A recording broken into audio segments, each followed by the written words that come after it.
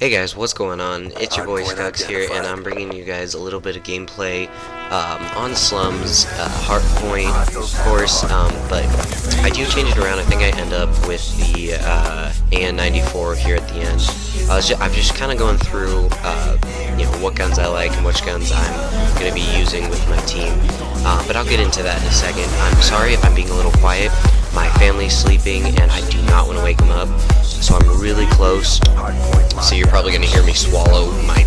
Anyway, I'm really close to my mic, so you're going to be hearing pretty much everything that goes on. So I apologize for that, but I really want to get a video out tonight for you guys.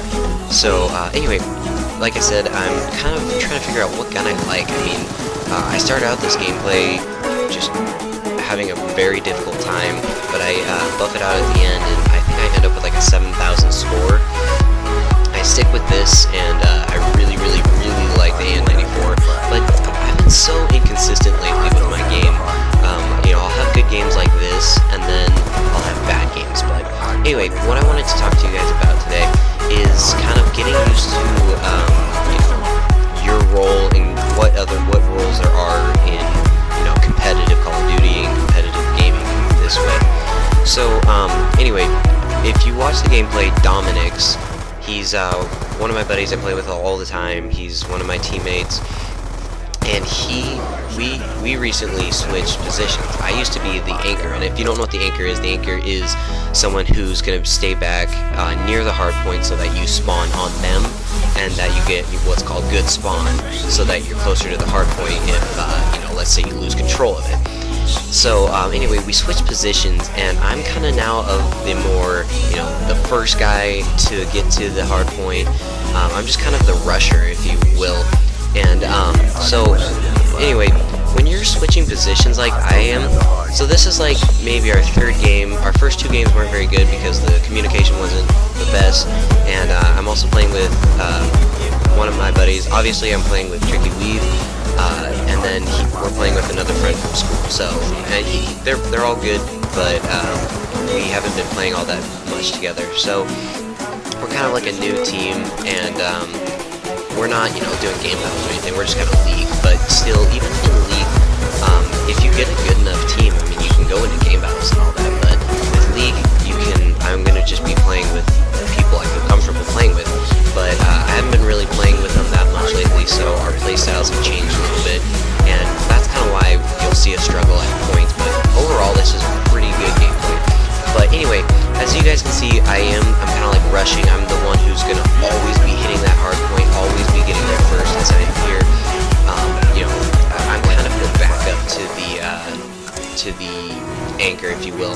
And so if he dies, I'm right there to take his spot until he comes back. But yet again, I'm also gonna be pounding on that hard point at all times. So anyway, guys, when you're a couple of tips in being, there's certain positions. So a couple tips being an anchor. I used to be an anchor. That's what I've done. I don't even know, for this entire time I've played League for the past 4 or 5 months with League.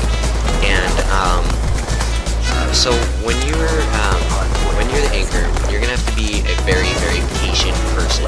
You're gonna have to be that guy that sits in the back, not getting as much action as you usually would, not getting as many kills, not being up in the top of the leaderboards, but you're contributing to your team a lot, because when you're doing this, you're allowing your teammates to spawn off you and getting that good spawn, which is so helpful in hardpoint. It's not, CTF, you don't really have that. This is kind of one of the only ones, or only game types that you need an anchor. I mean, CTF, some teams have it, but I don't really find it that useful.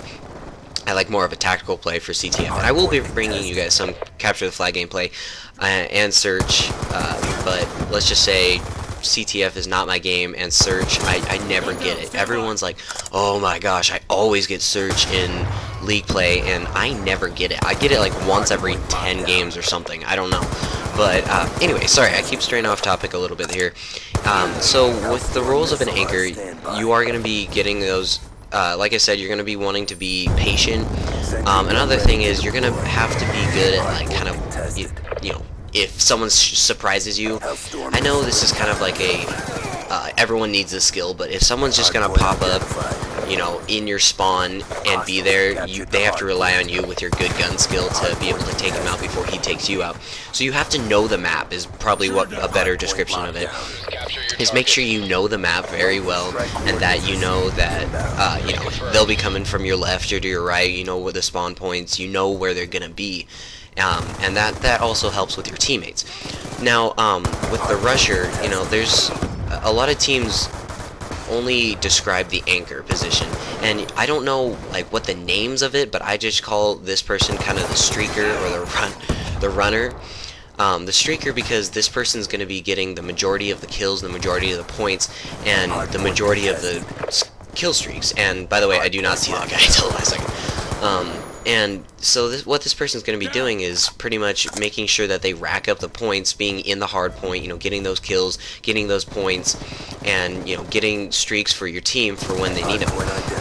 And as you can see, I go through my streaks maybe 4 or 5 times in this gameplay, and that's what's so helpful. I'm going to call it the streaker, and, you know, people can call it whatever they want, but that's what I'm going to call it for now.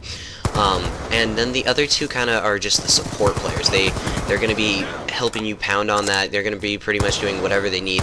And don't think that just because they don't have a special name or something that they're not important. They're probably the most important, because they're going to be your backup. They're going to be your eyes in the back of your head.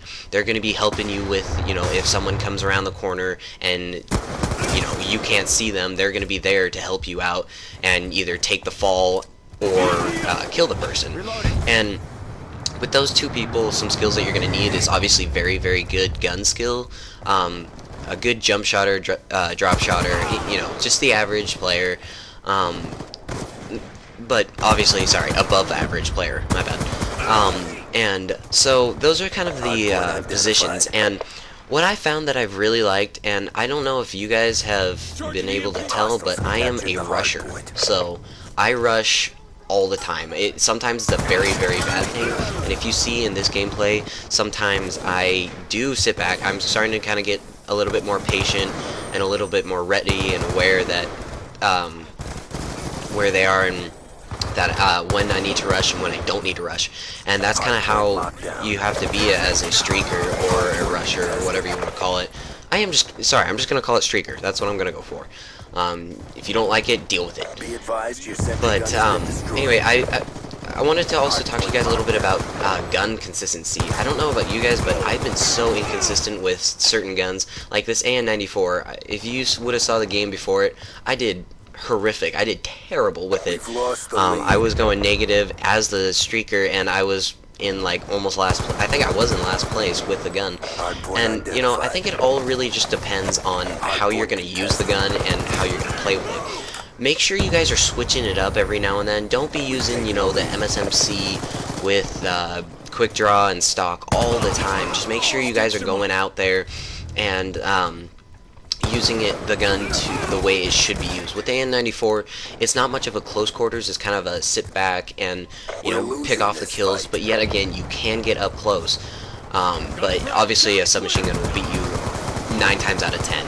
Also, guys, before I forget, this gameplay is a nail biter all the way through. It's the very, very end. I'm not going to tell you what happens. But it's a very good game by all of my team. Dominix, Tricky Weave, and Last Bomanian. Shout out to you guys, because I know you guys watch my videos. So I appreciate your support there, guys. Anyway, there's like a minute left, and I'm going to be hitting you guys up with some Tricky Weave. So make sure you stay here and enjoy, guys. I'll see you later.